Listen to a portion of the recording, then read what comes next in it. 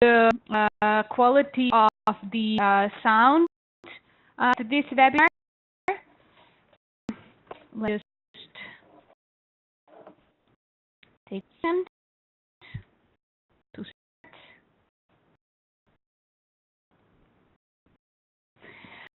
Apologies, first of all, for this 5 minutes delay, but I truly hope that we will be able to catch up with the time that we've, due to only technical reasons, I have lost now at the beginning.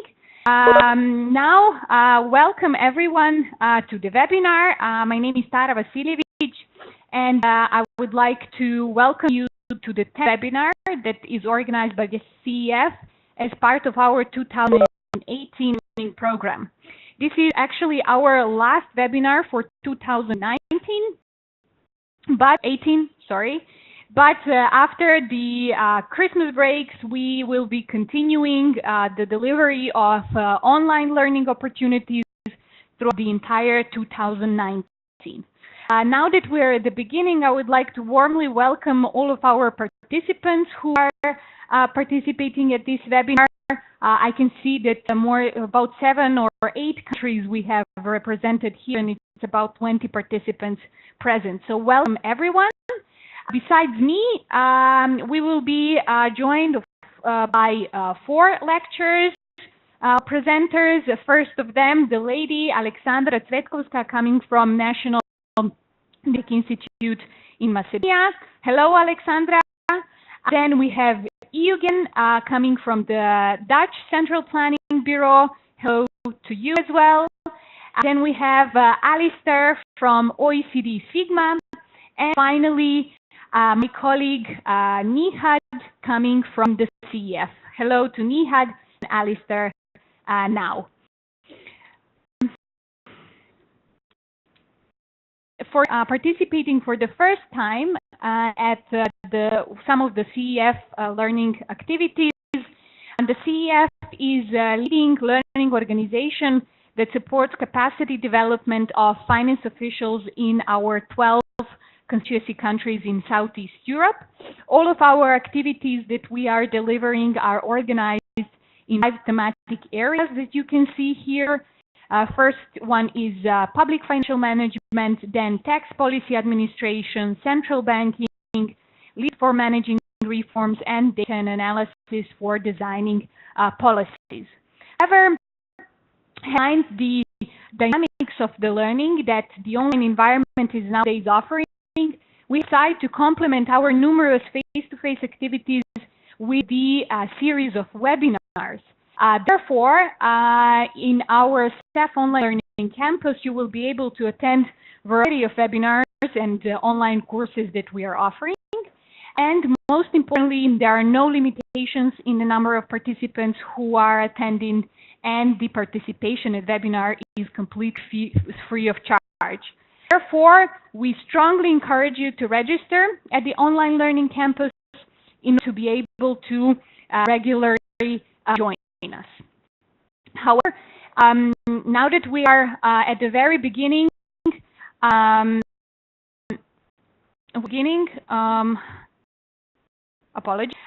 would like to give you a very few technical instructions that could be of help for maintaining the high quality of our work throughout this webinar.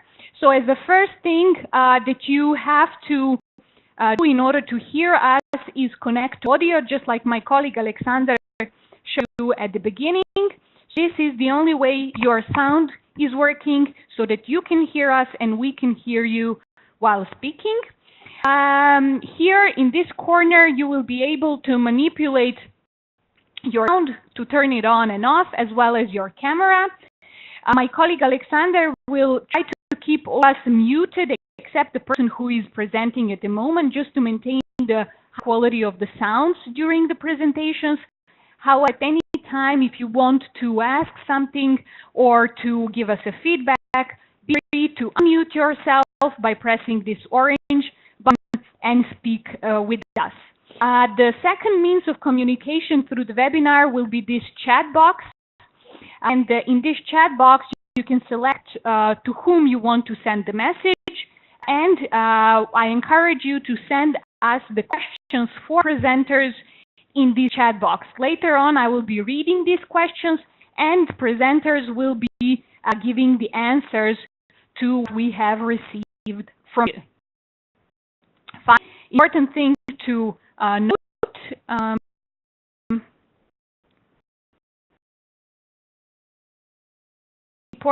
note, apologies, this is, is that this webinar will be recorded, and recording will be sent to you after the webinar is finished, and you can freely send it to all of your colleagues who haven't had a chance to join us at this moment, and so that they still have a chance to learn something from what we have provided through the webinar. Take a look at the structure of the webinar that we will be following. At this webinar, we will assess the options for strengthening Parliament's role in increasing transparency, credibility, and accountability of the budgeting process, while of course placing it in the context of Southeast European countries. As the agenda shows, after giving you this very short introduction, we will start with the first presentation that will be delivered by Aleksandra Cvetkovska from Macedonia. She will provide us an overview of Macedonian efforts in strengthening Parliamentary Finance Committee. Then, afterwards, the presentation will be followed by the one of Eugen, who will share with us the Dutch experience in having independent fiscal institution that supports Parliament in one side, and of course on the other side challenges Ministry of Finance in preparation and execution of the budgets. For these two presentations, we will take a short break to answer the questions that we have received from you. And after this session, we go to the third presentation that will be delivered by Mr. Arthur Svarbik from OECD Sigma, who will tell us more about the steps for improving relations between state audit or supreme audit institutions and parents. And finally, we conclude with the fourth presentation delivered by my colleague Nihad, who will tell us more about how international PFM diagnostic tools can help in strengthening parents' capacities. Finally, last minutes of the webinar will be, of course, devoted to a new round of questions and answers. So in that regard, I would strongly encourage everyone to share your observations about what we have presented, what you have heard, and ask the questions to our lecturers. The webinar in total will last until 2:45 minutes. And please leave your comments here in the chat box, or simply unmute yourself and share your observations with us. I wouldn't really want to take more time from the valuable presentations. So in that regard, I would like to invite Aleksandra to share with us her first presentation. As I said, Aleksandra is coming from the National Democratic Institute from Macedonia, where she is co-managing the Parliament program, which aims at strengthening parliamentary operations, its oversight role, introduces open parliament, and she's also involved in managing the Women in Politics program. For the past 17 years, she has led the establishment of the Parliamentary Institute program and provided support in strengthening citizens' involvement in the legislature process. Besides being in Macedonia, very importantly, Aleksandra is bringing to us various knowledge about in Bulgaria, Bosnia, Kosovo, Morocco, and Serbia. So, Aleksandra, now I invite you to share your screen with us, and you can start with the first presentation. Thank you, everyone. I can be heard. In any case, thank you, Tara, for the great introduction, and thank you for the Center of Excellence in Finance Computation to be involved in this webinar on a topic that has been really a hot topic in Macedonia, especially in the Macedonian parliament. I really speak out of my own personal experience, various projects and activities we've done together with the Macedonian parliament. And I'm going to start with the parliament commitment in terms of fiscal transparency and accountability. And why did I chose to use this title? Because many of the discussions are really still planned. So many of the things have not been initiated in terms of implementation. However, these are commitments that are part of the various documents that have been adopted by the Parliament or signed agreements to implement them. The first one is the strategic plan of the Parliament, 2019 to 2021. I'm especially proud of this document because it took several years to do it. It's a full-blown strategic plan of the Assembly, which is the first of its kind ever since the independence, let's say. Usually it used to be just, like a paragraph, just to have the basis for the budget. Now it has the mission, vision, values, goals, indicators, targets. So it really shows the Parliament's commitment to professional working, and it was really done in an inclusive way. Second plan that also refers to fiscal transparency and accountability is the National Action Plan 2018-2020. Of course, it is the fourth National Action Plan of the government of the Republic of Macedonia. However, it is the first that includes the open parliament segment. Again, it was very inclusive process. It included consultations with CSOs. The whole parliament actually formed an official group on OGP. Again, I will repeat myself. That really shows the parliament commitment. It has been sent to the OGP. Third thing that I would like to mention is that the Swiss Agency for Development and Cooperation, Swiss Embassy, has just given NBI a 10-year project that will work on strengthening the Parliament as an institution, but a huge emphasis is exactly on the fiscal transparency, the accountability. Of course, this is not the first project that we have been working on with the in Macedonia. We have been conducting a long project on various aspects in the Parliament, within through SEX or the U.S. government. I cannot change the next. Oh, okay, it goes.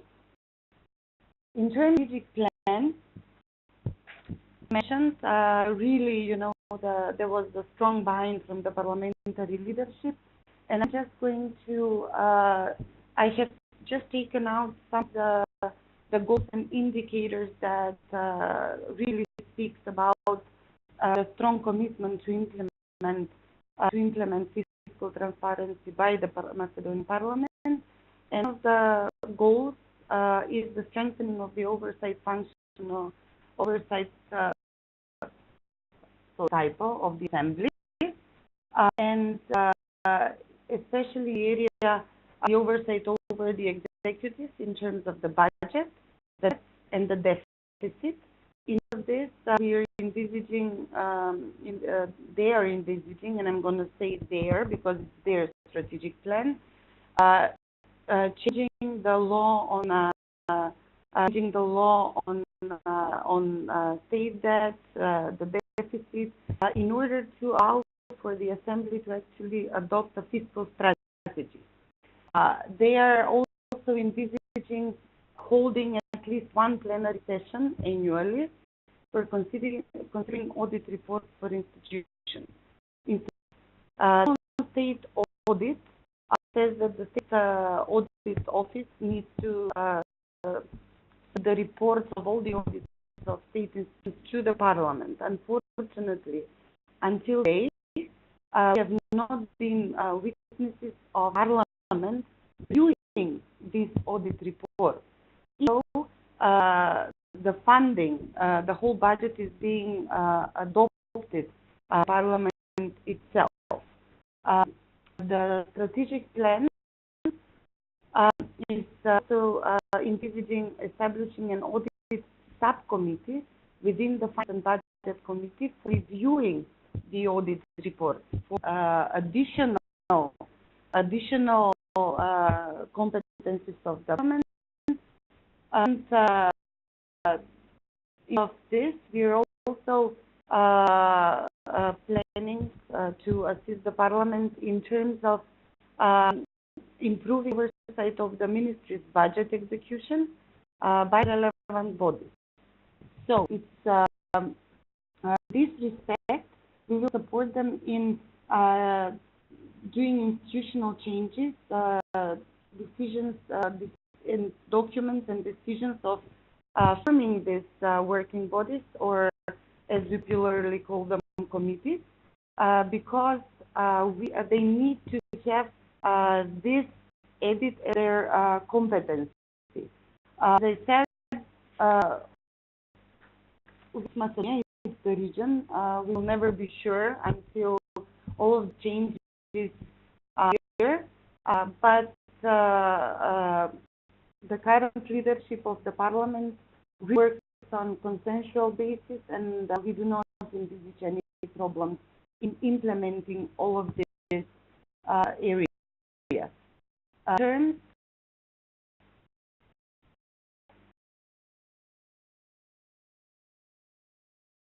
Okay, cannot really change this. Next. Okay. Move on to the OGP National Action Plan. As I said, it was really for the first time in the party. It has been submitted first to the government. I'd like to add that even if it's part of the government national plan, it is in that way because that's the OGP requirement on national level. They have just in the case of, as in the case of Croatia, they have really separated with the practice. So the parliament didn't really want to be the government in terms of this national plan. They really wanted to show the independence, which again is a very rare occurrence in Macedonia. Several commitments that are added, that are part of this national action plan.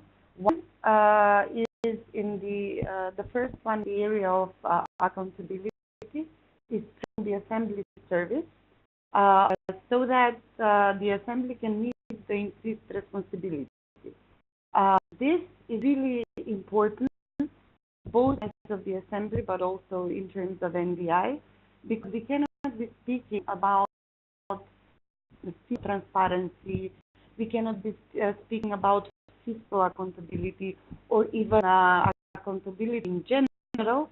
There is no staff that is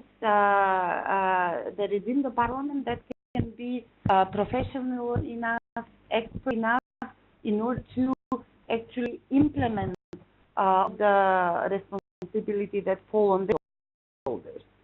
Second commitment is increase the financial transparency of the assembly. This area, it's important to know that the budget, once it gets into the parliamentary procedure, or even in the government procedure, is public. But who can read a budget prepared for the purposes of being adopted? I'm not an economist, and I have to say that for me it's sometimes hard to actually understand all the categories, all the elements that a national budget is being consists of.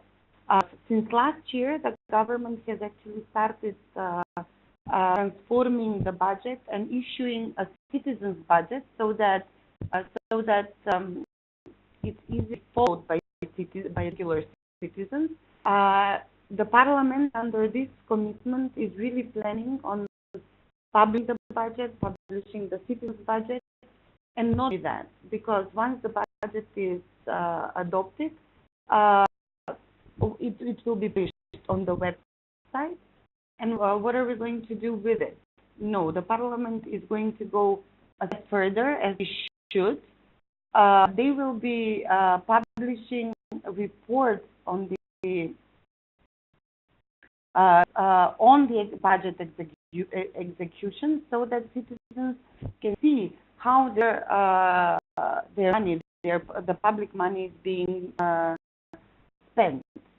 Another area that is added into the OGP plan is the improved ICT infrastructure. This is especially important because of this commitment that the Parliament has undertaken, and that's giving better access to information to citizens. At the moment, the website of the Parliament is user-friendly, I have to say. It takes far more than 10 clicks to get to a certain information. They have, in terms of ICT structure, they have what they have. They will be supported with different project activities, not only from India, but other donors and other international and local organizations, in order to improve this. And the reason why this has been put in the plan is that this will definitely speak and contribute to improving the public accountability of the Assembly. Again, I'm going to say that the fiscal transparency is definitely is understood, implied even in terms of the ICT structure. Data, I didn't put it there, but that's also part of it. At the moment, the website only provides either PDF or very rarely documents. 90% are PDF format.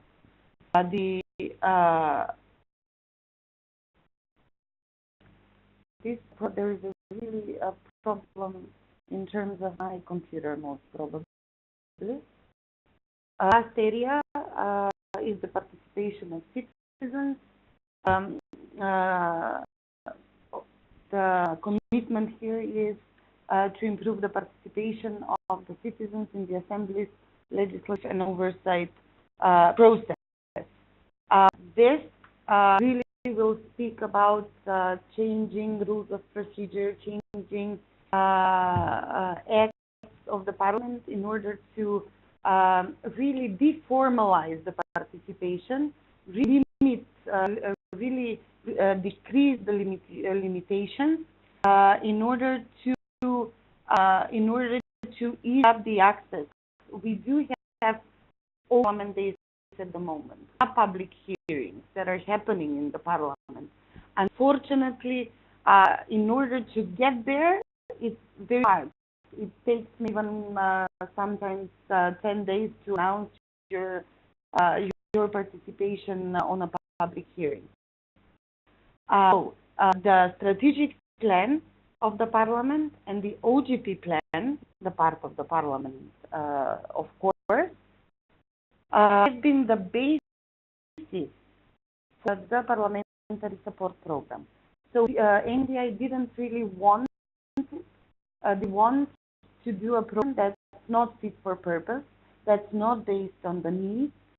So we, along with our program partners, which is Center for Change Management and the Institute for Democracy, we took these two documents, and together with the parliamentary leadership, together with a select group of MPs elementary staff. We designed this program, which won the award of the Swiss Embassy here in the country, actually the Swiss Federation.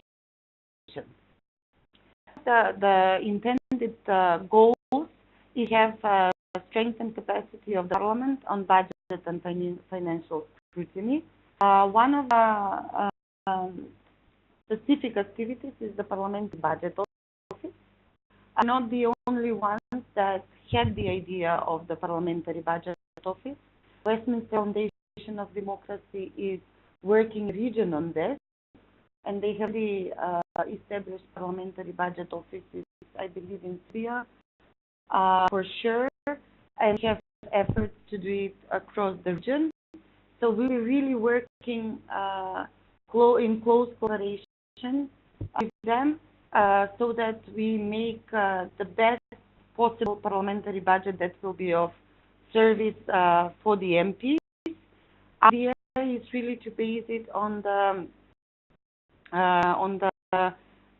fiscal scrutiny unit within the Swedish Riksdag, to actually have it as a part of the Parliamentary Institute with the Research and Information Service in the Macedonian Parliament. They have been really successfully working and providing research and analysis for MPs for the 5 years, and with the purpose to analyze policy implications of proposed budget provisions, public finance and resource allocation analysis, and the costing, the funding that will be needed for proposed policies.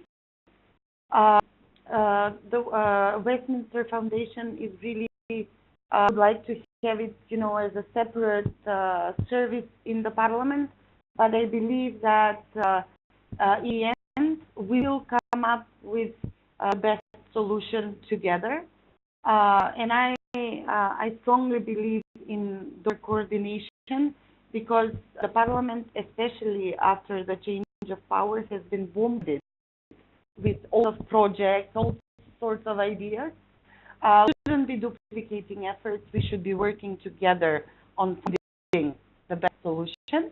The second area is also we will be working on increasing the competencies of parliamentary finances and budget committee.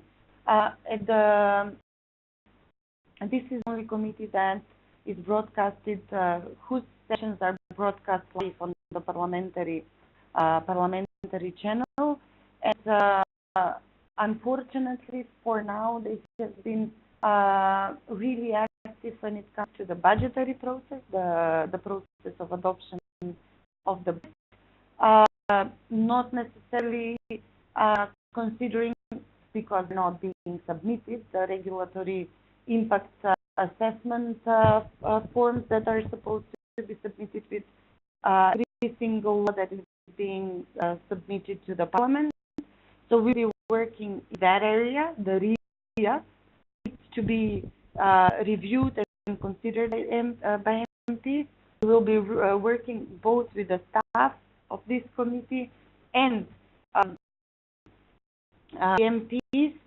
We will be enhancing and increasing their competencies and knowledge in terms of ex-ante scrutiny of proposed budgets and ex-post scrutiny of public expenditure, especially in the area, as I mentioned in terms of the strategic plan, in terms of reviewing the state of the report.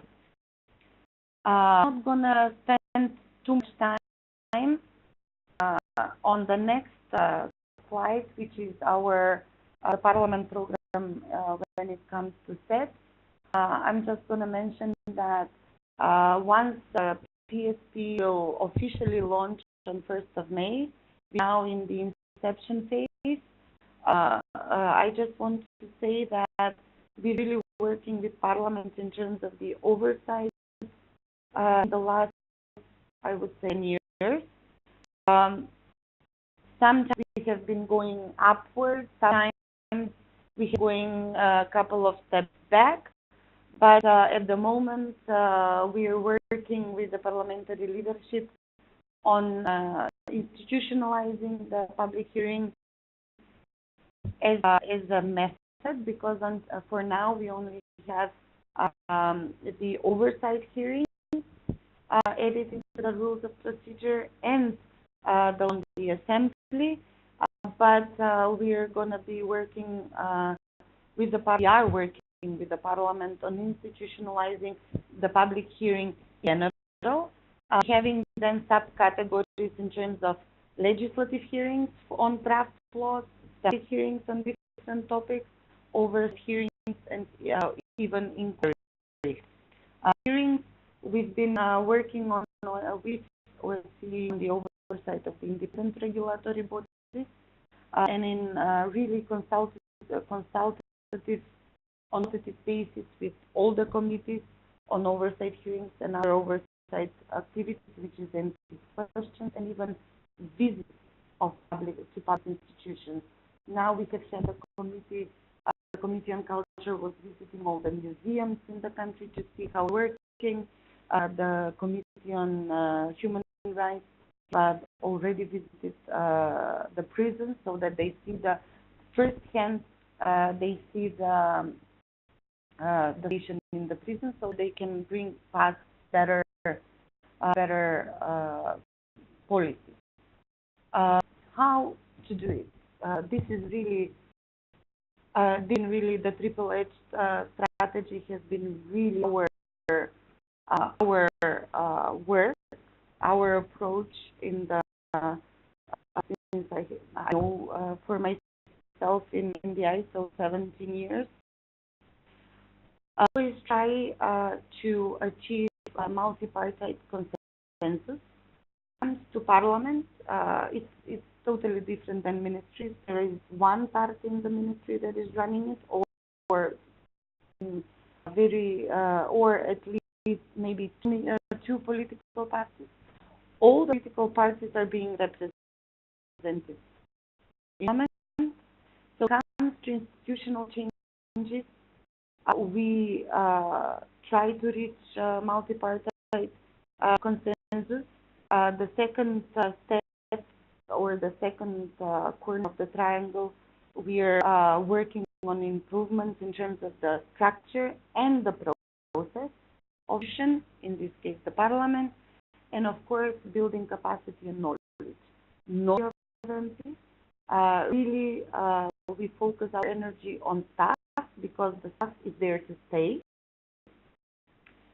Parliament, usually in our case we have been seeing up to 70% of turnover. We really focus our energy on the staff, and the reason why I prioritize consensus again for the Parliamentary Institute, and I'm going to cut it short. I think that I'm talking too much. Multi-party consensus. We have actually facilitated the formation of a steering council of the Parliamentary Institute, which is list of the vice presidents of Parliament, or all parliamentary coordinators, the Secretary General, and they decide on policy, on approach of working of the Parliamentary Institute based on consensus. No outvoting. Good practices, of course, is definitely something that we have been in our way of working, but also we will be employing in the future by establishing an advisory board of all donors, representatives that are having projects in the Parliament, in order to have a better coordination of projects, parliamentary counterparts, of course, from especially in Europe, that we are aspiring to achieve, like in the case of the next 10 years, is Sweden, is definitely the German Bundestag, and so on. And so that I don't monopolize the time, this is just a general slide. Why do it? Because in Macedonia, it's really, usually until now, it has been the Parliament representing the political parties, not the citizens. We are going to try and change that. And the parliament is changing it as we speak. The parliament is the one making decisions on public money. The government is really implementing it. And of course, the last is the citizens have the right to know how this money is spent. Wanted to put the timer, but I didn't. I hope I didn't go over my time. Thank you for the attention with which you are listening to me. Thank you so much.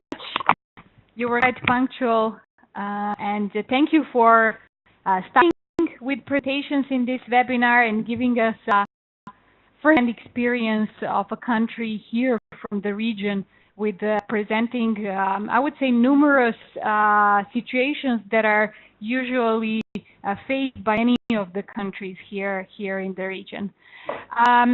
I would, before giving the presenters rights to Eugen, I would like to invite all of the participants and remind them that you can leave your questions and comments in the chat box and ask anything you find relevant from our experts. So please be free and encouraged to do so. Also, you can use it to share your institution's experience about the topics that we are covering, since we have here quite some representatives from a variety of countries that are actually working on the topics that we are covering with this webinar.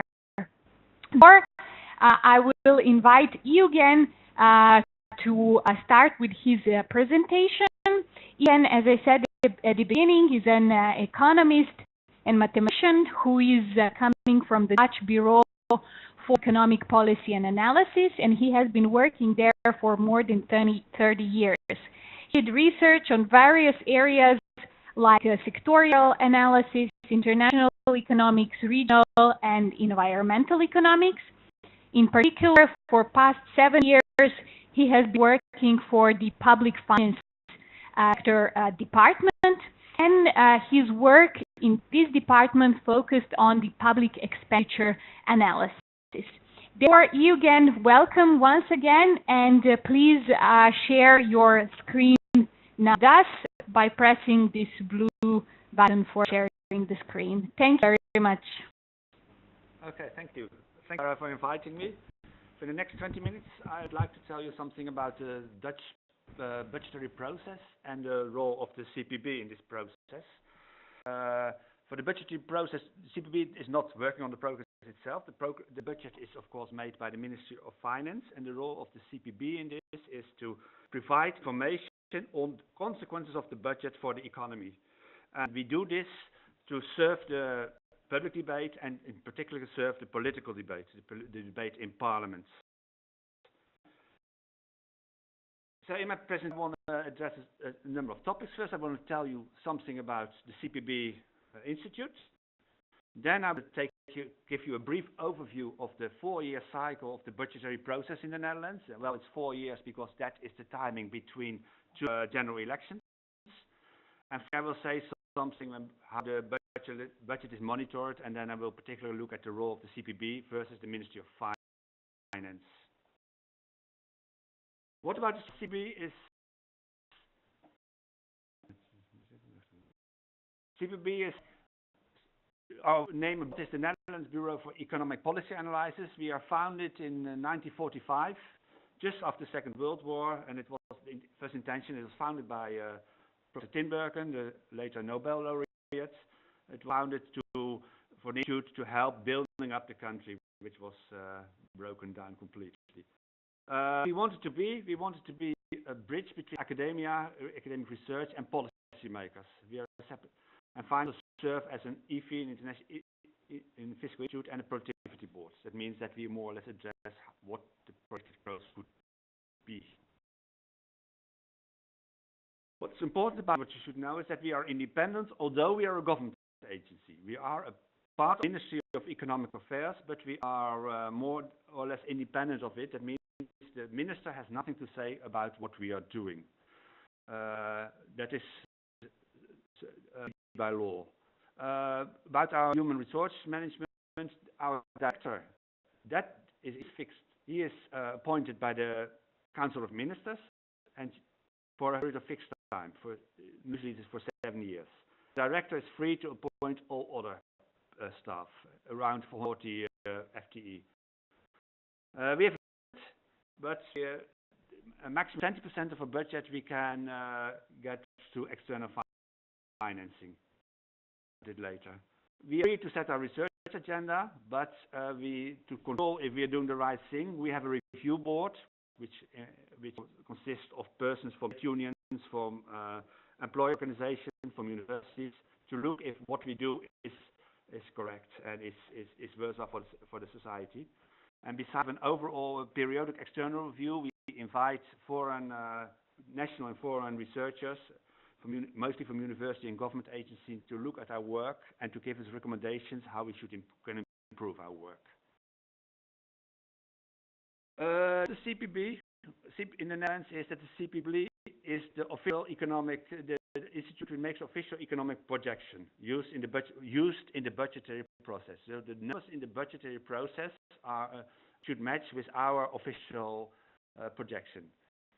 To give the best economic projection, we need to have access to all government budget information and get all information from the Ministry of Finance and all other spend ministries on a confidential basis. That means we can use and we get whatever we ask, we get, but we have to keep it confidential. The moment it's published, of course, the budget by the Ministry of Finance, then we can publish as well. What's also to know is that we do research for both government as well as for opposition parties. And if we do it for opposition parties in parliament, we do it on a confidential basis. So opposition parties can ask us if they want to know what is the impact of alternative policies. They can ask us to do research on it. We do the research. We keep it confidential. We don't share it with anybody. And the political parties, then we write a report, and the political parties, also opposition parties, can decide if the results will be published or not. So at the end, are not satisfied with the result, they can say, no, we don't want to publish it. But the moment an opposition party makes use of our research, then no longer confidential, then we, at any moment, immediately publish what we have done. So then it's we serve the public debate, so the opposition party has not put an advance in the debate because they know what we have done. And some contract research, but it's mainly for government agencies. We are not on a commercial basis, and we do research for international institutes. You have to think of IMF, OECD, or European Union. Okay, that's the CPB. Then I want to tell you something about the medium-term policy cycle in the Netherlands, and then I will distinguish 3 phases. That is the first phase before and during the elections. That is a stage in which the political parties make their manifestos. The second, after elections, because in Holland we have no majority party, so we need coalitions, agreements. So the parties after elections, they know how strong they are in the parliament. They have to form a new government, and then we serve them this process. And finally, the new government has taken seat. Then our work will be to monitor more or less how the government budget is going to do. The first stage, before elections. It's very important that, well, before elections we write a number of publications to serve the political debate and to serve the political parties.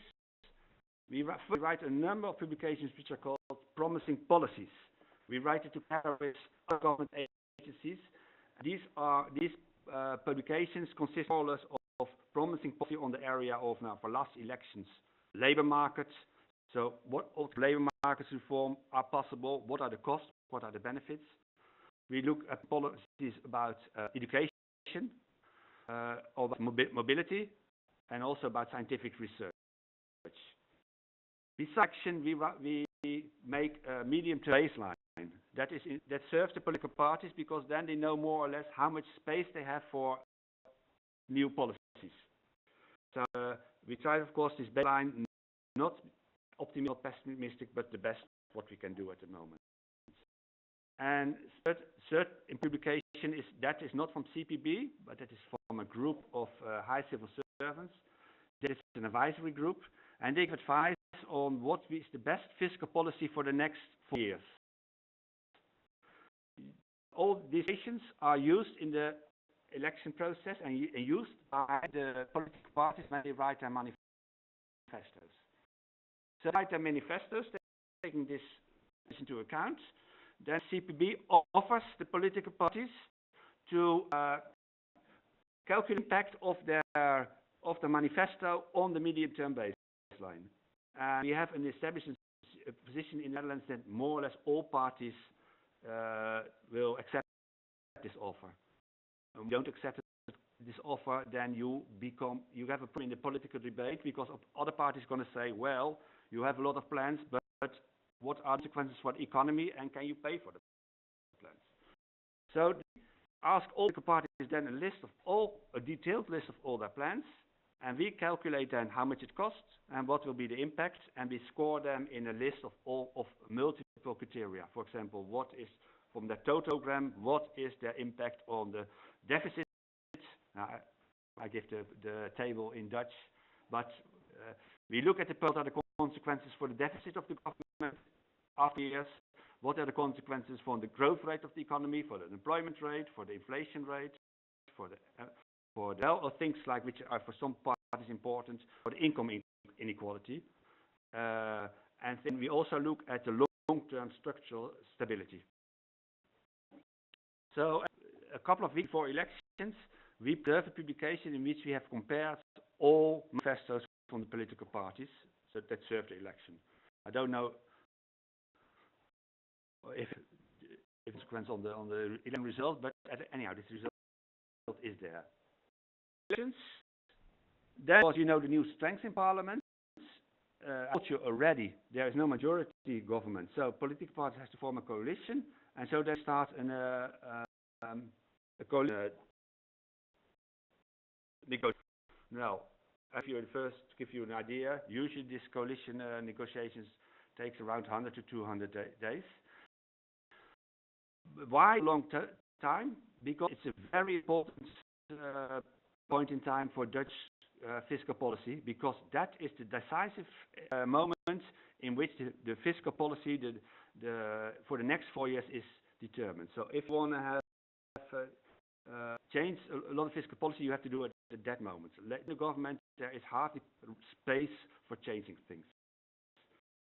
The reason, so that is why it takes a lot of time, and the result will be a very detailed agreement, in which, of course, takes a lot of information from the official manifestos, and also the parties agree on the budget rules for the next 4 years at that moment. So more or less the fiscal policy for the next 4 years is more or less fixed at that moment. The coalition agreement is done. There are CPB they get 2 weeks to impact of this of all the new fiscal policies for the next 4 years on a number of key variables. So what is the impact on unemployment and deficits and sustainability, as well as on income inequality and so on. And CPB published in 2 weeks the impact and its medium-term baseline, which it has produced before election for the new fiscal policy. And so then we have we know the impact of the new government, of the new fiscal policy. And in the next months, the new government will then write a report, which is called Startnota, in which they combine all the new fiscal policy agreement with adjusted baseline, and then they form what we more or less call an MTB, a medium-term budgetary framework. They make more or less for the next 4 years. An important thing that are coming to it, there are outbreidings. The Dutch MTBF looks like. Expenditures, there's expenditure ceiling in real terms for the next 4 years. So that means that the government is not allowed, well, to overspend the ceiling. The moment there is already overspent, they have to also budget cuts somewhere else. The medium-term budgetary framework also contains all discretionary tax measures which will be taken for the next 4 years. And more or less the rule is that if the government decides to increase tax rates, they should also have plans to decrease other tax rates. It should be neutral for the next 4 years. Of course, TBF, we also look at the budgetary rules, especially the ceiling, and that the CPB is the party which forecasts the economy. And if you look at forecast the economy, that is decisive how much revenues you will get. Then the budget details, which is important to know, is that and it is widely accepted by all, as well as government as opposition parties, that annual budgets throughout the period for the period of the new government should be in line with this agreement. If political parties, both from the government political parties as well as opposition parties, want to do additional expenditure, and it burns the ceiling. Well, in the political debate, it is important that they also present how to reduce other, otherwise they would overrun the ceiling, and that is not acceptable, well, more or less not acceptable in the political debate. A third concept, tax revenue windfalls. So if you have higher economic growth than expected and you get extra revenues, these are not allowed to be used for to finance over expenditure. Tax revenue, so an extra growth should be used to decrease the state debt. And that means that automatic stabilizer from the economy play an important role is the tax side. That means that if the economy is in high upturn, you get extra tax revenues, and that means the government deficit will be down. So the government is not increasing the economic high business cycle, and in the other way around as well. Then, let's say a couple of things. How during the process, during the 4 years, if the MTBF is set for the 4 years, how the process works. Well, of course, the Ministry of Finance published the budget in September, and it did for the next year. So last September they presented the budget for 2019, and this budget should be in line with the budgetary framework. They provide information for the spending in the next year and the revenues in the next years, and this budget for the next year should be approved by Parliament. So all new expenditure and all new tax measures should be made by law and approved by Parliament. The role of the CPB is to provide information to Parliament, political parties, if expenditure overruns the ceilings, or discretionary tax overruns the ceilings. And what we does is to publish a report on the economic moment in the third Tuesday of September that the Ministry of Finance published its budget. So budget as well as the CB report is based on the same budget figures and the budget is based on the projection of CPB.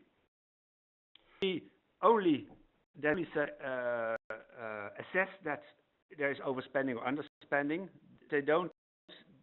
We are the office who will put consequence on it. That is, of course, the work from parliamentarians. And at the end, we are also not a budgetary service institute. In Holland, we have a separate institute, that's the Council of State, but the CPB provides all the information. So the Council of State can see if the budget is in line with European rules. This is my view, how it works in the Netherlands, and to give a short summary, what I want you to keep in mind in my presentation is that she has a unique position in the Netherlands and in the world. We are an independent provider of the economic projection underlying the budget, and we have we do that already for 70 years. Therefore, it's necessary that we have access to all relevant budget information. So we used to get it. If the Ministry of Finance wouldn't give us all the information and make a projection not with the full information, then the Ministry of Finance has a problem, because then political opposition will say, hey, in the CPB projections, some are not included. what is going on. So, and of course, we are independent, which is quite important. What is important that we do analysis both for the government and the opposition. This is important because after next election, the opposition can be government and the government can be opposition. So it should need, for us, not be important who is in the government. We want to be neutral, so we work for everybody. It's important we want to do work on an academic level, so we have a lot of links with the university world, and we try to recruit a lot of people from universities, especially young people. And for us, it's very important. We have a new position in the world, but our biggest asset is that we have is our reputation. We have to do work, so we have to check it on a scientific base. We have to be sure that we are independent, and we have to be sure that the quality of our work is good. Okay, thank you. For your very interesting presentation and something quite new and probably aspiring from many countries here in the region, but even beyond it, I would say. Thank you for summarizing the relations and the variety of relations that you have not only with the parliaments, but also with the Ministry of Finance and the academia, probably media as well. Before starting next presentation, I would like to ask you to tell us from your experience and from your own point of view, since you have been quite some time now in the Bureau, can you maybe distinctify what were the turning points in creating this very fruitful and codependent relation between Parliament of the Netherlands and your institution? Was this the fact that parliamentarians actually got needed capacities to read and to ask you for a certain very specific, very narrow analysis? Was it the pressure from media who actually wanted, or was the support of the government, let's say, the one influencing the most to create such an independent and a strong institution? I would say it's very impressive to see that you have about 150 employees working there, as I understood. Yes. Okay. Well, it's that our institute was founded by Professor Tinbergen, who was a very well-respected economist, and during his time he was the first one who also started building economic models. And he was founded just after the World War, when we want to restructure our economy, and law we get the task to write detailed report about the state of the economy for the next years. So from the beginning onward, we are supported by law that we have to do it, and that we are. The independent was not formed for a long time formally based by law, but I think that is officially by law last years. But in practice, we always were independent. Well, what keeps us position strong, what I told you, is our reputation. We can have a situation in which we are seen as pro-government or pro-opposition. We have to be neutral. We have to have quality on the work. That is why we always say we use the latest scientific techniques, and we always ask you for comments. So we are very keen on our reputation. We know the moment we lose our reputation, we also lose our position in the Netherlands. It's established. As long as we do it well, we can keep it like this. Yeah, very much. I think this is a very good point. With taking additional time from next presentation, let's continue the discussion later towards the end of the webinar. Now I would like to invite Alistair for the next presentation. Eugen, thank you very much once again. Alistair is coming to us from the OECD CIMA, where he is managing the support of this organization to Georgia. in a variety of public administration reforms. He provides expert advice and leads projects on PFM and audit across the countries supported by SIGMA, and of course assesses their governance progress to support the European Commission's monitoring. In this regard, Alistair, you can share your screen now with us and start the presentation. Thank you. Wait a second.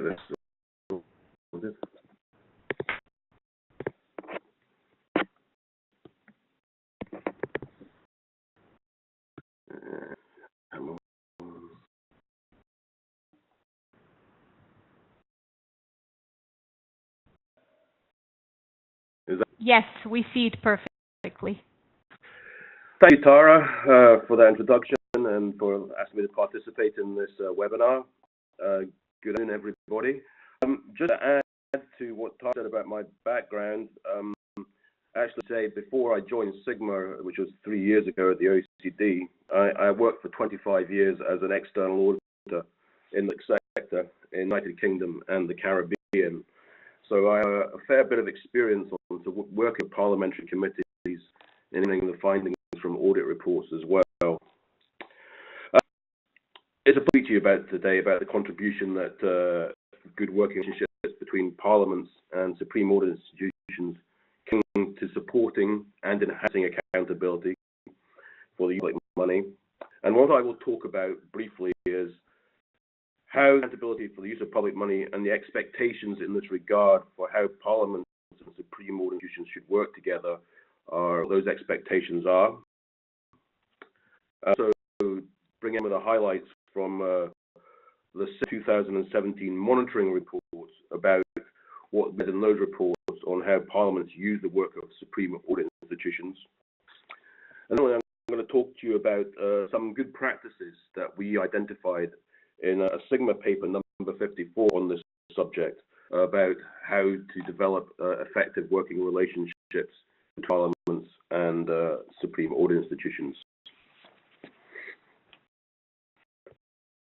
I think it's important to say at the beginning of this that supreme audit institutions and parliaments both have very important roles in holding governments to account for how they've used public money to ensure they have achieved value for money, ensure that there is compliance with laws and regulations, and that the budget provided by Parliament through the budget law is used appropriately. Parliament in this regard have a very important role in scrutinising the budget plans of government, seeing how public money should be used for its approval. And this thing that, in my experience, parliaments tend to take very seriously and spend a lot of time on. But equally important, in my opinion, is their role in scrutinising how it has actually been used by the government as ex post scrutiny to ensure that there has been value for money, to ensure there is accountability and transparency to citizens, and can also help to influence future budget discussions and potential driver for change in policy and service delivery. So ex post scrutiny is equally important in my view as the ex scrutiny of the budget before it is approved. How is obviously parliaments often have limited capacity to undertake some such effective scrutiny, and from my perspective, credible and reliable supreme audit institutions have those and the capacity to audit the use of public funds, and that be a very important source of information for parliaments and provide to parliaments, and they could use in their conducting their ex post scrutiny. And from the perspective of the supreme audit institutions in these days, there is an increased requirement about the relevance and the impact of their work, and to encourage and promote accountability and transparency and encourage an improvement. There are clear incentives, from my perspective, for both and supreme audit institutions to work effectively together if they want to support accountability and transparency for the use of public resources and hold the government to account and ultimately accountability to citizens. And in our paper 54, we examine these relations across the European Union and in the potential candidates countries, European Union, to look at the relationships and to provide guidance for strengthening those working relationships, finding key factors that impacted on those relationships, and identify examples of good practice.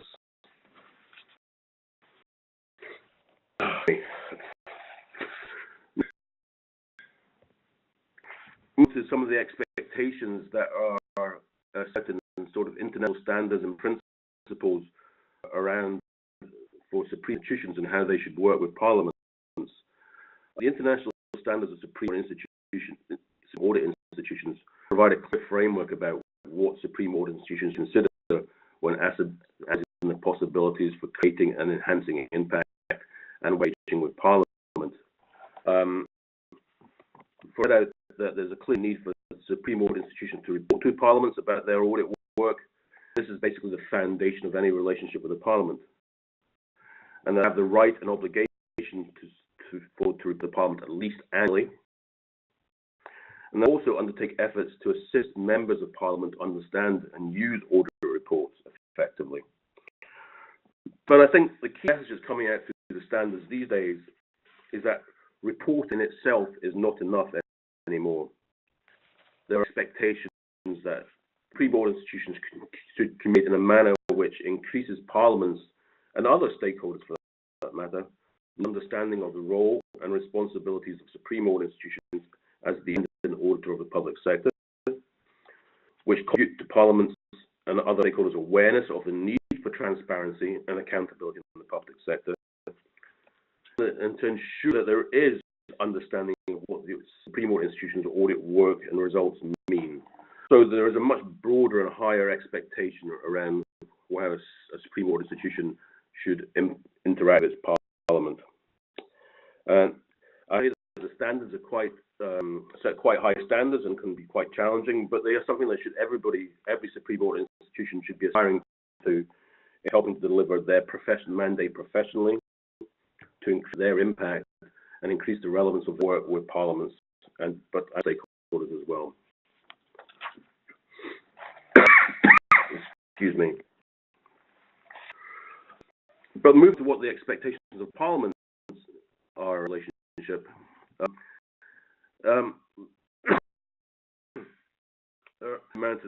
Around in terms of international standards and principles in this regard.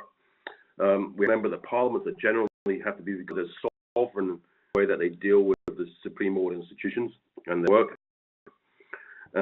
From our perspective, when we did research, there's not a huge amount of guidance or principles out there to draw on. But what there are generally accepted requirements. First, there is a formal mechanism for the Parliament to consider the supreme audit institutions' reports. And the due attention to those reports in seeking to hold government to account for use of resources. Apart from that, there are no other official standards, but there are some interesting research reports out there, research projects about what good practice in terms of something like a public accounts committee or a public audit committee should be. And we'll come back to those a bit later on. Also, relationship between parliaments and supreme audit institutions, our research and our preparing our paper, it was clear that a number of other factors impact on the relationship between the supreme audit institutions and their parliaments. While standards for the supreme audit institutions provide a framework, there are significant differences in the countries, in their constitutional and legal setups, and the supreme audit institutions are set up, as budget systems work. And these affect the accountability framework in the countries, and thus how the relationships between parliaments and the supreme audit institutions will work. And I've highlighted a number of these factors, which lead to a variety of practices in various countries. For all, the mandate and model of the supreme audit institutions can impact whether they've been developed in a in a legal and judicial framework, or more of the Anglo-Saxon models. And these will impact on how the Supreme Institution and the Parliaments will work together. An important factor in terms of Parliament and Supreme Institutions relationships is the relationships between the leadership of the various institutions, in particular between the head of the Supreme Order Institution and the chair of the relevant parliamentary committees. The Supreme Order Institutions work will all have an impact, whether they get things like compliance audit, or whether they're doing financial audit and performance audit, or the judicial role. So these all have impacts on the relationship as well. One key influence factor on the relationship is the of the Supreme Order Institution to the Parliament. As you'll graph, this chart, there's a large variety in the types, the number of reporting that individual Supreme Order institutions do provide to parliaments. For example, we moved from 2 a year in Greece up to 40 reports in Croatia. So this is obviously going to have an impact on how the Supreme Order and the Parliament work together. Types of reports that are submitted will have an impact, and whether they are large summary reports of audits or whether they are reports on individual audits. If my own country, the United Kingdom, is on this chart, where we are the second highest number of reports. The context here is that 370 of these reports are basically just financial audit reports on the financial statements of government agencies and ministries, which are laid in the House of Parliament and not debated. The other 60 or 70 reports are generally performance audit reports, which are by the Public Accounts Committee through its hearings every year. And they normally take about 30 of these reports, after discussion with the UK National Audit Office, have significant hearings on these, maybe 3 hearings on each individual report. So, you know, these factors will impact on how the relationship between the parliaments and the Supreme Order institutions work.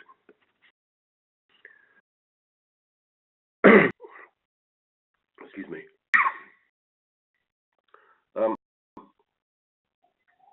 Obviously, the party arrangements are a key for in how the reports and how the units work. And all parliamentary interest in public issues will have a significant issue revolve as well. This chart here summarizes the main committee arrangements for how Supreme Order Institution reports across the EU member countries and the potential candidate countries.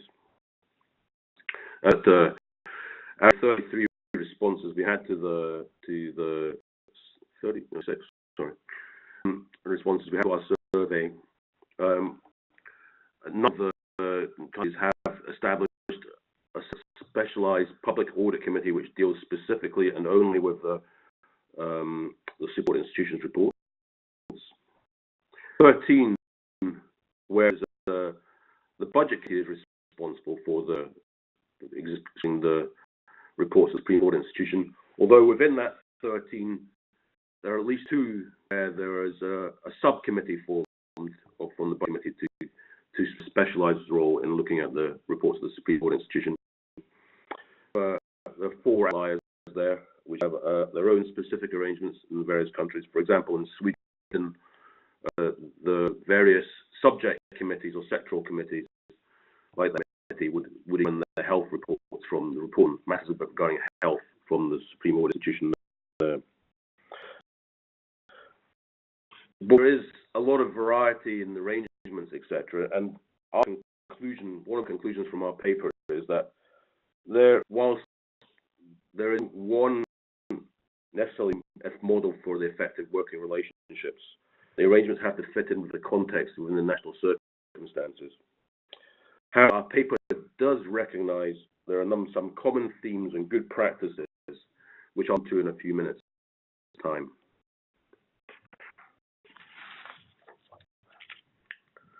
Now on to the outcomes of the SIGMA 2017 monitoring reports on administration reform in the Western Balkans and Turkey. In analysis, there is one sub-indicator that provides some insight in our reports into the relationship between Supreme Audit Institutions and parliaments, and this is the use of Supreme Audit Institution reports by the legislature. These are the scores across the 7 countries that we looked at, and as you will see, overall, I suppose in a formal sense, it's indicating that there are some arrangements in place and they are operating. What indicator measured whether there was a formal mechanism in place for handling the Supreme Audit Institution's reports. Of that consideration by the Parliament of the reports, things that were held by the committee in the Parliament, and whether the committee is able to reach an independent decision and make recommendations for follow-up. A number of countries were doing reasonably well in that regard, and I suppose one exception being Macedonia, but that reflected the political situation as it was at the time, and I suppose that sort of reinforces some of the comments that were made by Alexandra earlier on. I think all this that indicator itself, there are a number of narrative commentary in the reports that we provided in the monitoring reports, provided some more evidence on the situation and the details in the Western Balkans and Turkey. And a number of the things that we could say is that the reports of Supreme Audit Institutions were generally handled by the budget committees, by a specialised committee. We had one Parliament that had a specialised committee to look at the reports. Internships between the Supreme Audit Institutions and their committees, that had been formalised by four of the juror countries. The committee, in terms of their work, also was on the reports from the Supreme Audit Institution budget implementation and the Supreme Audit Institution's own annual reports. And much more limited focus on performance audit reports, for example.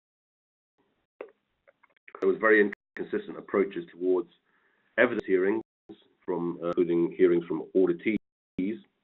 And one clear thing is that there was limited reporting on follow-up by the Parliament on the finding recommendations. So the Parliament itself did very little follow-up of the findings.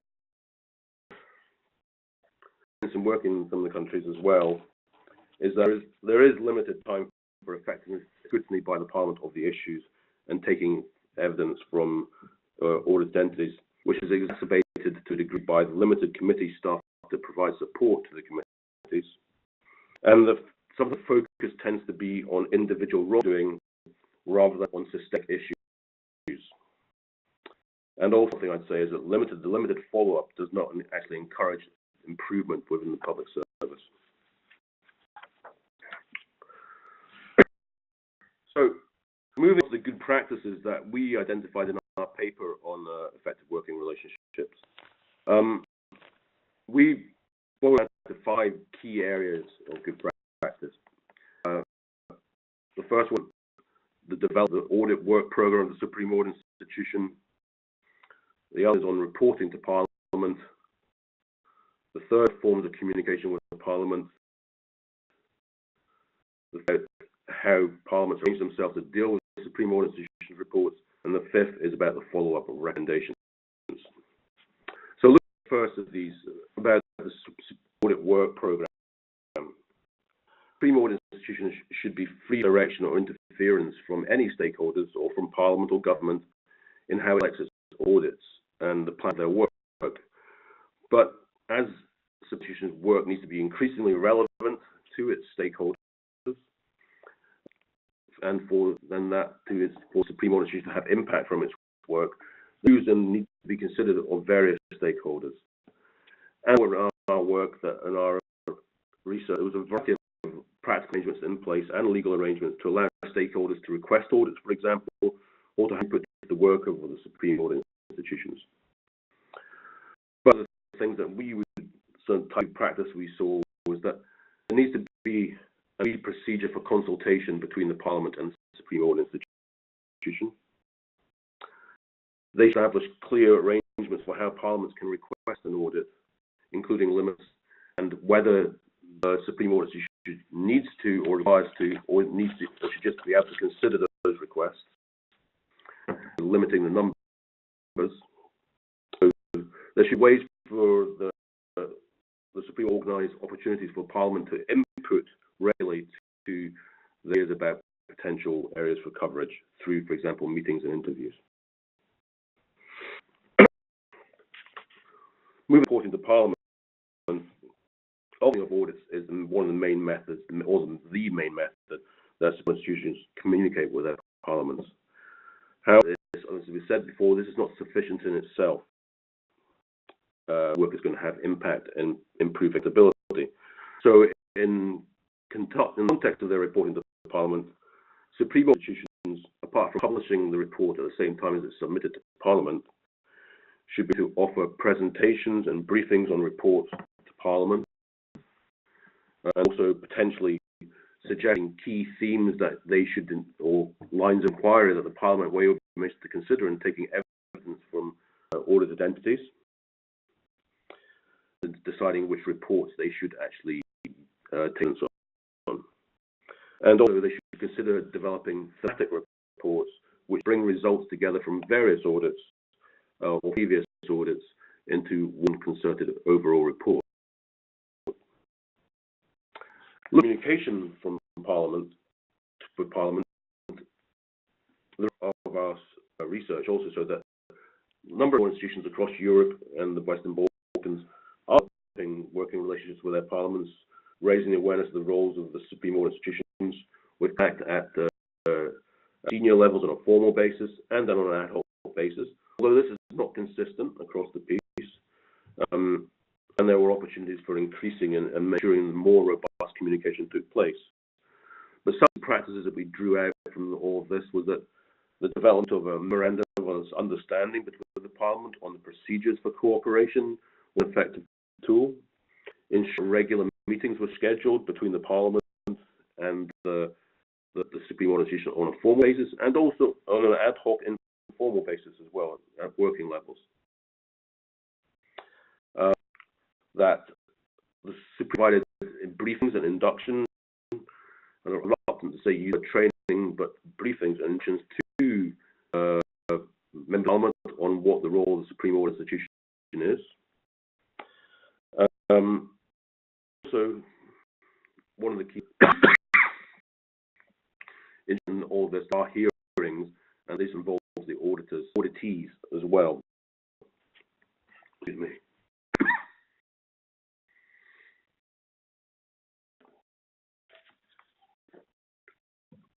With supplementary arrangements for handling Supreme Audit Institution reports, previous slide talked to you about what the actual circumstances is across the EU and the Western Balkans.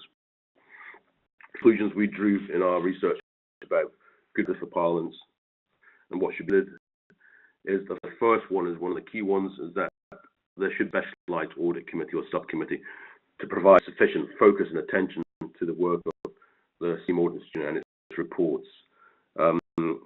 If just part of the budget committee, our view is that the reports to get lost in or don't sufficient time for scrutiny, and budget and its approval are seen as probably more important. Also, another aspect is that sector or subject committees are involved in terms of performance audit reports as a key finding. For the budget cycle, I think our view is that a formal discharge procedure should be in place in terms of budgetary oversight. Fundamental from our perspective is that hearings are held with the auditee, and that the auditee is inquiry and investigation is conducted with the auditee on the findings of the Supreme Audit Institution's reports. So that there should be a schedule set out for discussion on SAI reports, and finally, should be sufficient staff and analytical resources to support the committees in their work, which is a key challenge. Finally, as I know I'm running over, the following recommendations were the fundamentally important thing. We saw institutions are very good at following up on their recommendations and their findings, but parliaments are not so strong in terms of how they follow up on the findings and the recommendations through their systems. And that or from our analysis, this is one of the key areas that supreme audit institutions themselves said could be improved, as the Parliament's role in following up and monitoring how government is improving and in the recommendations that they've made to take forward. So, the Parliament should establish a monitoring system themselves for recommendations that they agree with and forward it on. The state recommendations is published on a regular basis, and that reported on a regular basis at fixed intervals. And that specific attention is also given to reporting on implementation of recommendations in performance audit reports. So it seems to not be happening so much.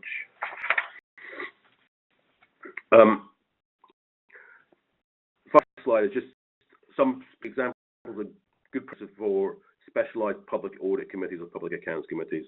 And this is drawn from various research. And I don't tend to go through all of this, but just like a couple of key areas that the other parties has brought out is that a mandate for such a committee needs to be clearly defined, but it should have a wide scope and how far it can go. And members of the opposition should have a significant role in this committee. And in my experience, normally they are chaired by members of the opposition. They should be meeting frequently and regularly with work planned in advance, by the on-eye reports by the auditor. And the auditor for the committee should be seen as an expert advisor to that committee in its role. It should report in public and report at least annually on the state of public financial oversight to the Parliament itself.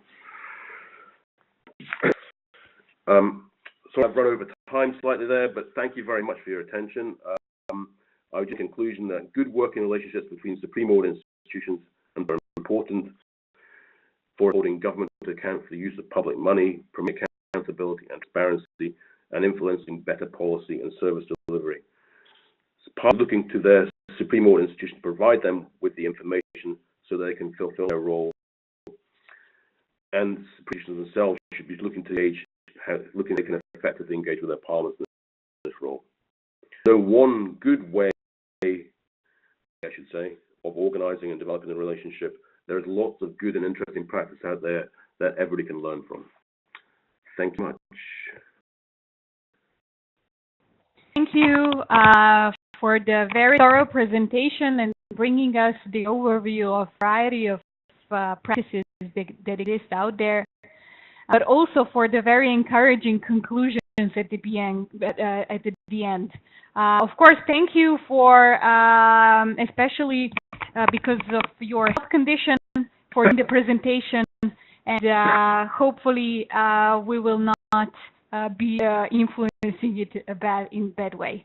But in order to avoid any further delays, I think it would be the best to continue with the presentations now, and then after the final presentation that will be delivered by Nihad, we can go back to the questions received from participants. If you agree with me, therefore, I would like to invite my colleague Nihad Nakhash to join us now as a presenter on this occasion. Nihad has been working for over 10 years in various roles in technical assistance and capacity building projects for public sector external and internal auditors in Southeast Europe and in Caucasus area. He has a practical experience with multiple diagnostic tools such as the PIFA, PIMA, and tailored PFAM gap assessments, both for national and subnational governments, and very keen in learning how PFM reforms formulations can be better informed with such assessment results. For the presentation that he will be delivering is also leaning, let's say, a little bit on this, but while also providing us a good overview of what is offered out there on the market from a variety of international sources, and how these assessments can be used for better informing parliament-related and state audit institution-related reforms in the countries in the region. So therefore, Nihad, can you hear me? And Yes. if so, please start with your presentation. Thank you very much, Tara, and thanks to all of you who took the time to participate and listen in today's webinar on the role of parliaments in the budgeting process. My presentation today will be looking at different PFM diagnostic tools and how they could be used for legislative oversight purposes. And before I start, I believe it's necessary to express sincere thanks to a dedicated community of professionals who develop and curate the different tools for PFM monitoring and who advance the causes of sound governance and sound public financial management. Especially recently, these tools have helped generate a substantive amount of information that is used and in the course of PFM reform planning, implementation, monitoring, including on the legislative oversight.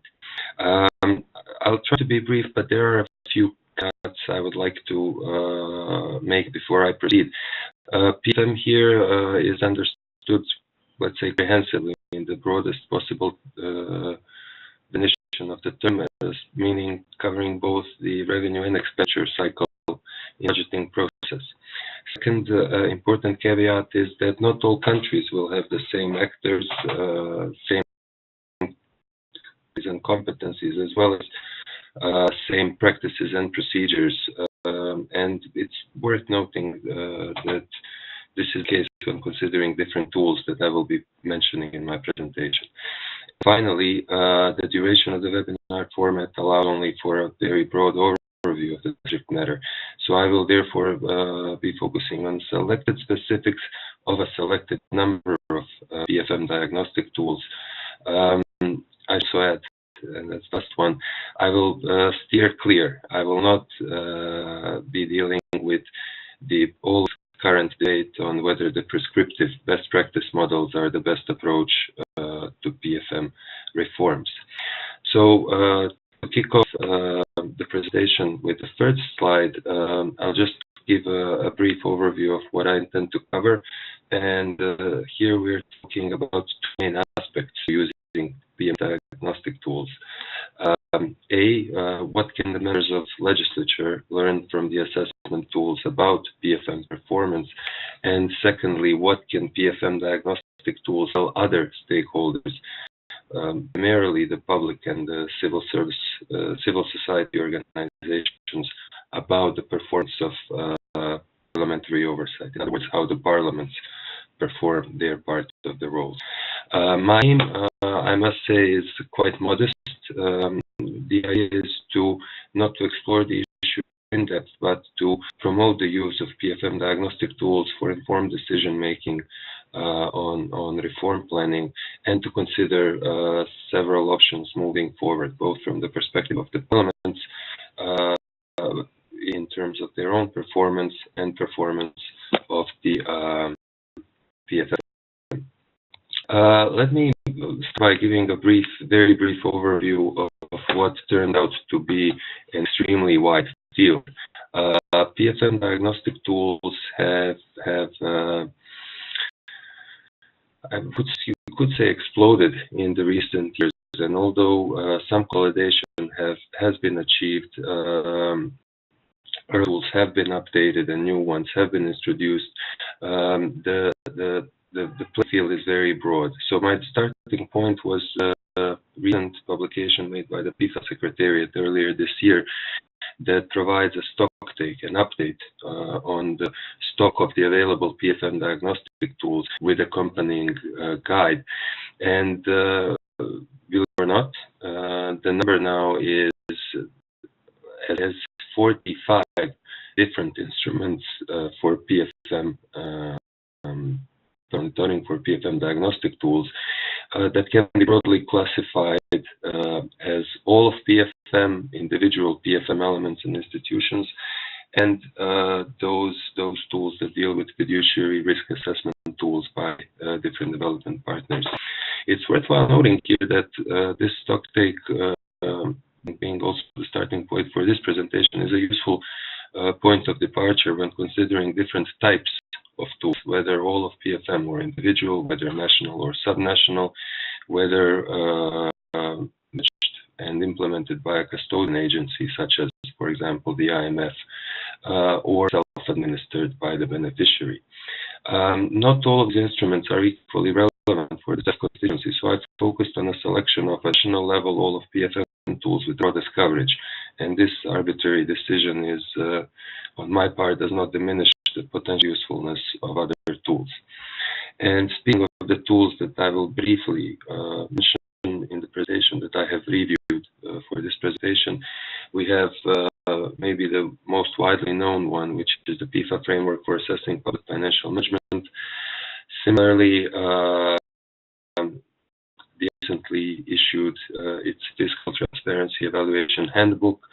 There's the open budget survey based on the open budget index, or that produces the open budget index that tells government how well they have performed across different transparency dimensions.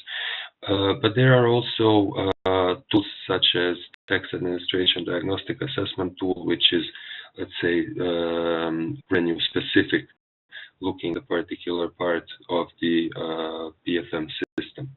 Of particular interest for target audience for this webinar will certainly be the SAI PMF framework curated by Intosai IEI, which provides a performance measurement framework for the Supreme Audit institutions across different dimensions. Similarly, I have also looked at the Fiscal Transparency Initiative, its methodological framework, and last but not least in this narrow selection of the tools, also the principles of public administration, which you heard about in Alistair's presentation. So what I was able to learn and what I would like to share with you is that looking at these two dimensions, what can the legislators learn from the PFM performance assessment tools?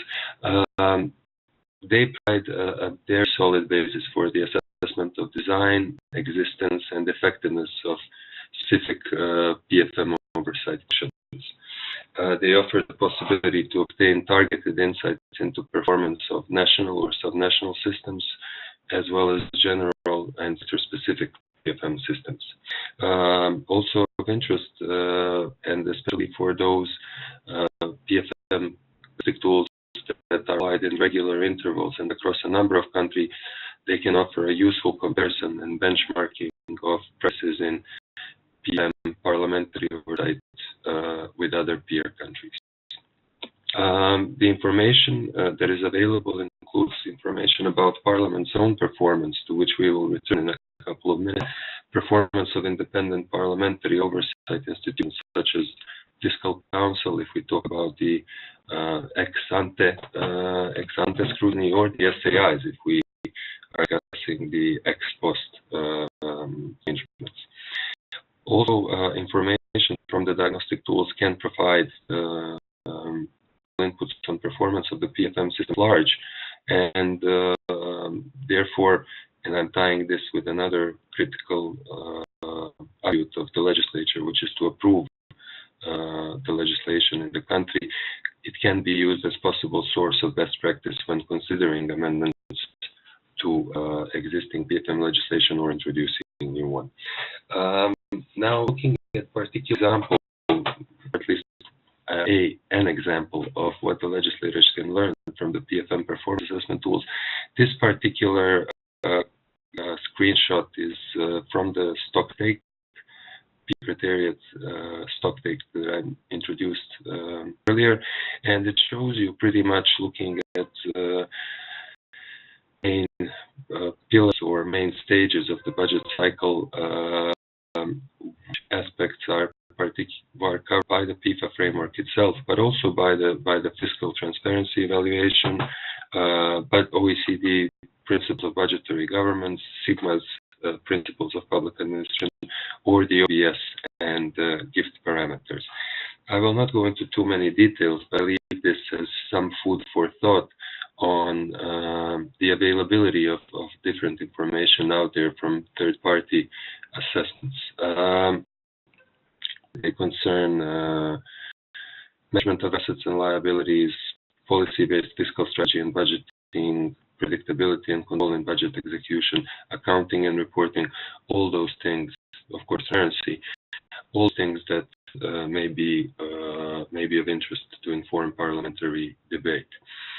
As for the second dimension I mentioned in terms of what the PFM diagnostic tools tell us about how the parliament itself is performing, obviously the transparency PFM system outcomes is a cutting thread in all the PFM diagnostic tools in different dimensions. Most of the tools that I looked at in the beginning of the presentation look at the clarity and relevance of the assigned roles and responsibilities between the legislature and the executive in the PFM process, including, as Alistair had mentioned, questions such as timeliness and coverage of parliamentary oversight. Last but not least, diagnostic tools looking at Parliament itself is performing can tell us whether oversight exists and how it performs in both ex ante and ex post scrutiny across the full budget cycle. One example that I decided to use is from the PIFA framework, which is, let's say, most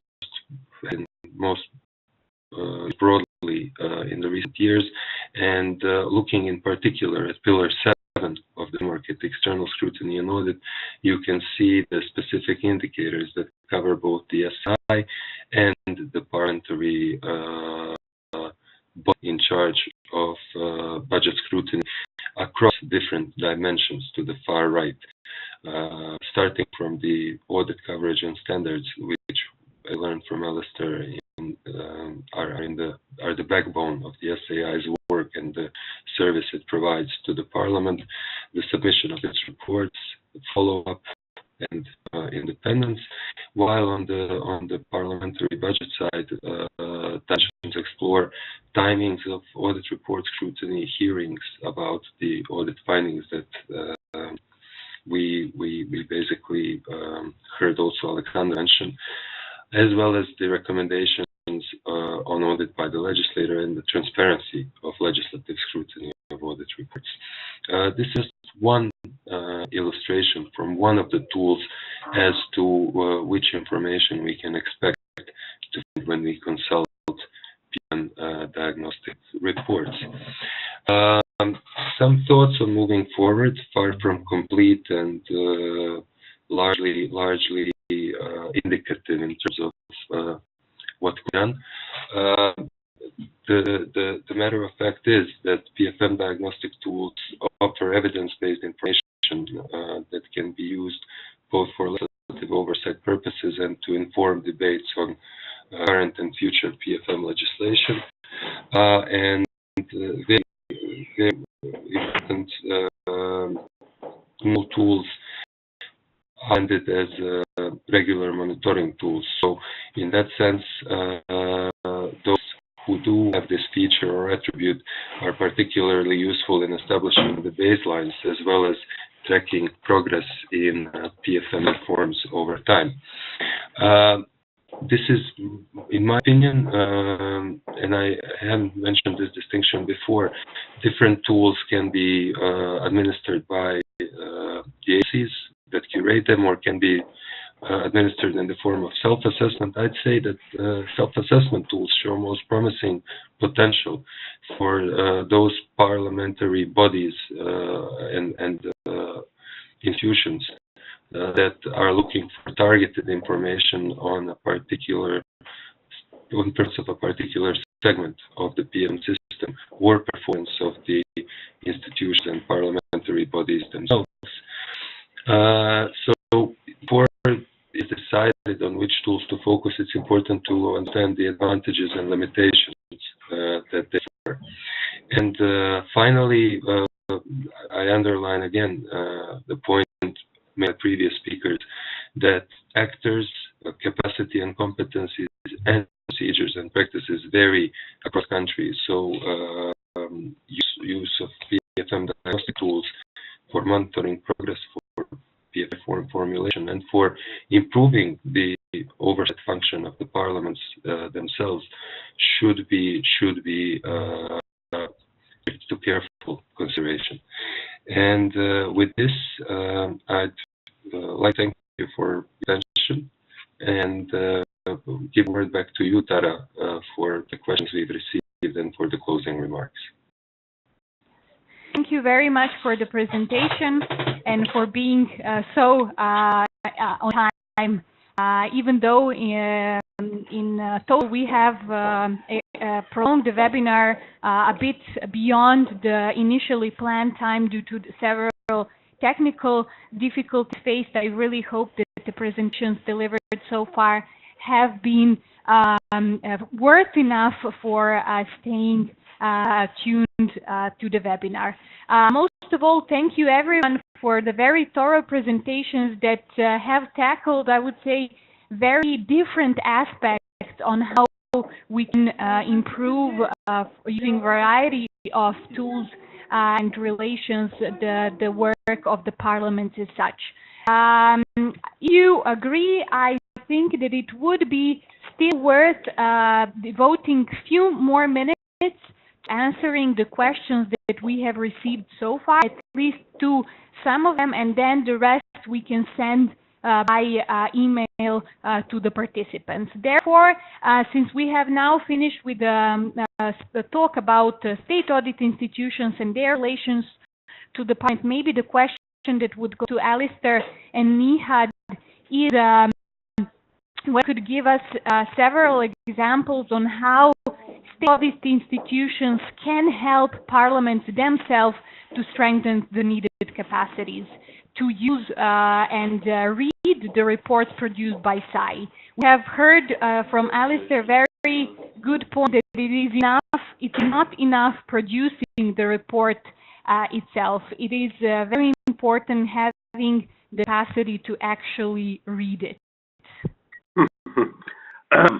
Well, yes, and parliamentarians don't generally have a lot of time to read reports in detail. From my perspective, it's important that the Supreme Audit Institution brief effectively the committee that's involved in this in the Parliament. But I think that they need to be able to provide the key issues and on which the Parliament should focus in terms of their reports. And actually going beyond, before that stage, and depending on how many reports are submitted to the Parliament, but if they submit a lot of reports to Parliament, the committee is never going to have time to really get a real picture of what it should be looking at in terms of those reports. So in order that the Supreme Audit Institution can guide the committee into which reports it should be, which have priority in their discussions and debates, and which they focus their attention to drive down to what the key issues that the Parliament, the committee should be looking at. In some cases, it may be beneficial if they provide key inquiry that the Parliament committee should follow when taking evidence from auditees. Those are some of the key aspects that you'd expect, or you'd think that Supreme Audit should look to try and do in terms of their engagement and in supporting the committee to effectively take evidence and scrutinise how it has been spent.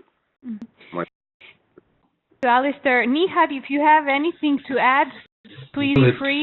They're quite comprehensive. I'd say that in general terms, if the SAIs are more sensitive to what's on the Parliament's agenda in the strategic and annual planning phases, it will probably be producing outputs that will spark Parliament's interest and possibly, therefore, enable better reception of such reports, coupled with, of course, what Alistair mentioned previously. Just to put on that, Nihad, as well, I think keep the reports as clear and straightforward and simple as possible. I'm not talking about dumbing them down, but making sure that they're easy to read, not very much technical language as possible, with lots of infographics and diagrams and Some things that are easy to understand for somebody who's not an expert in public finance, for example. That's for parliaments and for other stakeholders as well. And report 100, 150 pages are never going to go down or never easy to understand. And so also the better from my perspective, and particularly with executive summaries as well, just to reinforce that message. Thank you very much. Another question that is still related to this work with state audit institution is about performance audits. And would you say, from at least your experience or the experience of the countries that you have assessed and worked with, that it is to expect that performance audit reports would be quite useful tool for enabling Parliament to better discuss or to challenge government's work on designing and then implementing public policies? Absolutely. I think from my perspective, that in my experience in various countries, that is the focus of parliamentary or public audit committees and parliamentary audit committees. How policy has been delivered by or implemented by the government, and we examine those audits, the performance audit. There's a real impact on ensuring that important performance improves and that policy delivery and implementation of policy is improved as well. From my own experience in the United Kingdom, that is mainly what the Public Accounts Committee just looks basically at performance audit reports. It really takes anything to do with the financial audit that the NAO does. And my experience so far, and what I've seen in across the region that I've working with, is that the focus still is mainly on the compliance side of things rather than performance audit work. That's to an extent a function of the fact that the performance audit within the state audit institution is developing and maturing. And from the presenters that would like to give us feedback on this, any one of the participants, now that we are speaking about state audit institutions, something to share at the moment?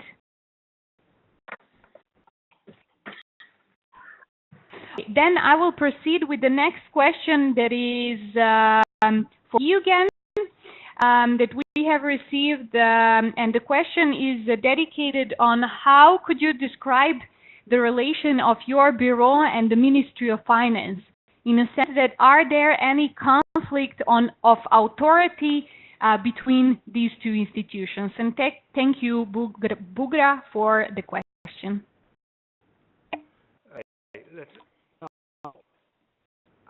With the Ministry are very warm, I can say. We have on very regular basis contact with them. We make an economic outlook 4 times a year, and 3 of the 4 times it is used for budget evaluation.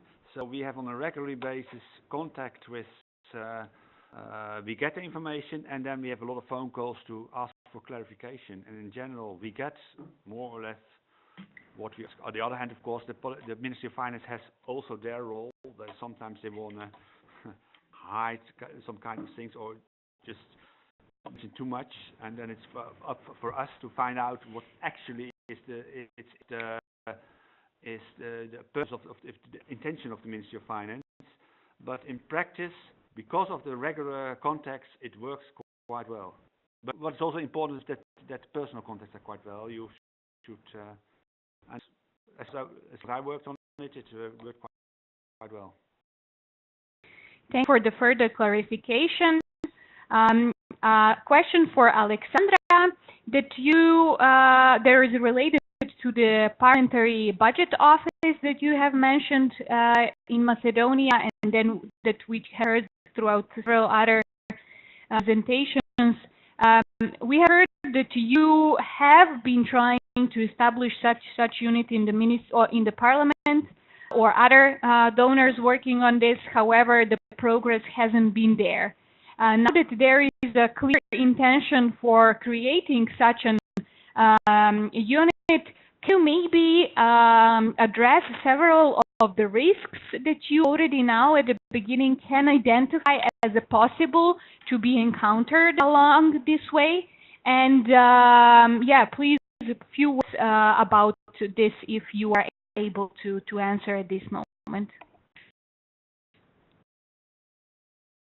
Yeah, there is risk, and in the inception phase in terms of our 10-year project, the official start is on May.